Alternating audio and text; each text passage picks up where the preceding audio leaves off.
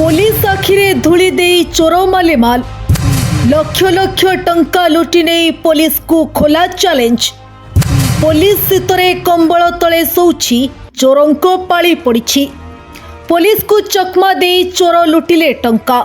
नुआवर्ष समय पुलिस एवं कड़ा पहरा देउथिबा बेले पुलिस आखिरे धूली दे टंका सहित मेसिन उठाई नेले चोर। हेले पुलिस किंतु सुराग पाइला नहीं।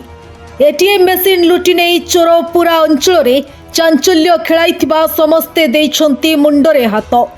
नुआवर्ष पुलिस अधिक पेट्रोलिंग करी चोर डकायतंक उपरे कड़ा नजर रखिबा कथा। मात्र पुलिस शीतरे कंबल तले शोइथिबा बेले चोरंक पाली पड़ी बोली लोके कहउछंती। हाँ आज्ञा, पुलिस जदि राति रे पेट्रोलिंग करिथंता तेबे कोन चोर एटीएम मेसिन लुटि नेबाकू साहाय्य पाइथंते। हेले पुलिस पेट्रोलिंग न करिबारु चोर निर्भय रे एटीएम मेसिन लुटि नहीं फेरार होइछंती। हाँ दर्शक बंधु, मइंदा बजार रु एक डाला ऑटो सह एटीएम लुट। एटीएम रे थिबा टंका सहित मेसिन लुटि नेले लुटेरा। बिंझारपुर पुलिस रो पेट्रोलिंग अभाव रु सक्रिय हेउछंती लुटेरा गैंग।